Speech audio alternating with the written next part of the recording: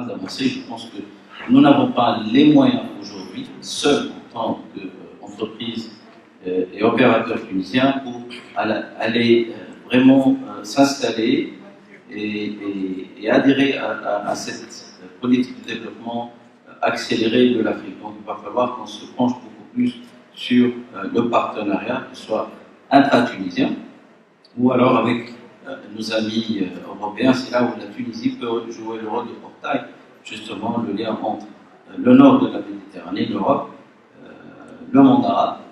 Aujourd'hui, on voit aussi que les pays du Golfe s'intéressent énormément à l'Afrique. Rien que la semaine dernière, il y a eu, je pense, 2 forums africains, un à Doha et un à Dubaï, par hasard dans la même semaine, mais cela confirme que même le monde arabe s'intéresse à l'Afrique. C'est là où la Tunisie, avec sa jeunesse, avec ses compétences en matière de santé, l'éducation nationale, les nouvelles technologies, on a aussi l'industrie, il y a plusieurs industries. Je laisserai la parole à mon ami Hatem Deguiz de parler tout à l'heure de l'industrie de l'agroalimentaire aussi.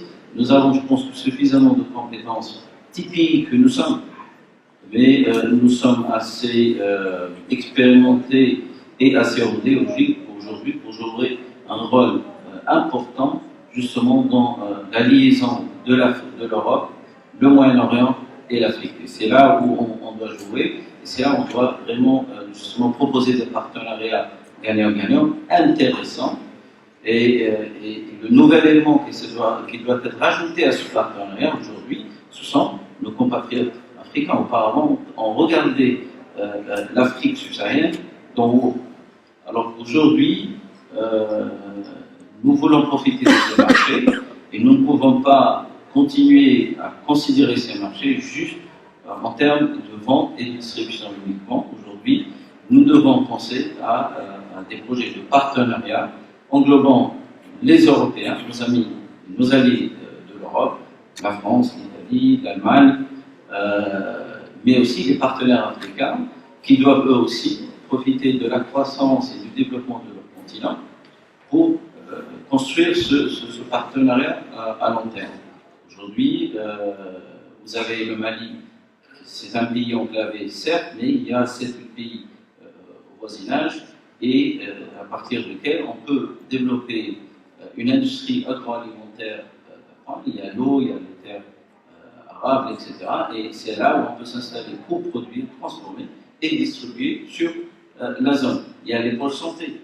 Aujourd'hui, je ne sais pas si vous le savez, mais par exemple au Tchad, il y a la faculté de sciences de Sfax qui est en train d'installer la faculté de médecine à N'Djamena. Et à partir de là, on peut développer une plateforme de santé pour la région.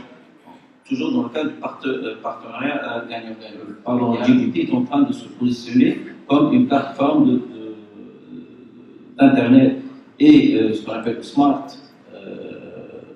Backbone, comme vous savez, il y a le réseau informatique télécom africain aujourd'hui qui passe par Djibouti, je pense l'Afrique du Sud, le Sénégal et probablement le Kenya. Et Djibouti est en train de jouer un très grand rôle sur ce qu'on appelle le Smart Africa. Et la Tunisie peut jouer un excellent rôle là-dedans avec des partenaires européens et locaux. Donc, la coproduction, oui, je pense qu'on a dépassé peut-être de 5 ans ce stade. Il va falloir qu'on aille vers le partenariat pour que ce soit durable. Vous-même, comme groupe Liquide, est-ce que vous êtes aussi engagé dans tel partenariat? Est-ce qu'il y a des exemples concrets que vous pouvez nous donner dans, disons, quelques petites phrases? J'ai entendu le partenariat avec le groupe égyptien, oui. Alors, il y a le groupe luminaire de l'Égypte qui, jusqu'à là, n'a pu couvrir que l'Afrique de l'Est, qui veut couvrir l'Afrique de l'Ouest. C'est loin, logistiquement parlant, c'est difficile pour lui. Donc on a décidé de monter une usine en partenariat ici en Tunisie, 50-50, justement pour couvrir les pays du Maghreb et aussi l'Afrique de l'Ouest. On a fait la même chose avec Photon, pour tout ce qui est production de pick-up. Photon, ce sont des Chinois qui ont aussi une entreprise pendant plusieurs années de s'intégrer pleinement en Afrique de l'Ouest, l'Algérie et la Libye. Ils ont décidé aussi de monter une usine une unité de montage de pick-up et de camions rigides ici avec nous en Tunisie pour couvrir encore une fois l'Afrique du Nord et l'Afrique de l'Ouest. Il n'est pas exclu demain de monter une usine en Côte d'Ivoire ou pourquoi pas le Bénin. On y part le 13 décembre. J'en profite pour l'annoncer encore une fois en tant que TABC. Et pourquoi pas le Bénin aussi. Donc il y a aujourd'hui une volonté réelle, que ce soit de l'Asie, des pays asiatiques ou de l'Europe, pour justement se repositionner, pour ne pas dire conquérir l'Afrique, se repositionner sur le marché africain. Et je pense que la meilleure façon que ce soit durable cette fois-ci, que ce ne soit pas perçu comme du colonialisme déguisé, il faut qu'on aille sur des projets de partenariat. Peut-être sur quelques pays d'Afrique subsaharienne, la coproduction peut être la solution, mais l'industrie n'est pas tellement développée.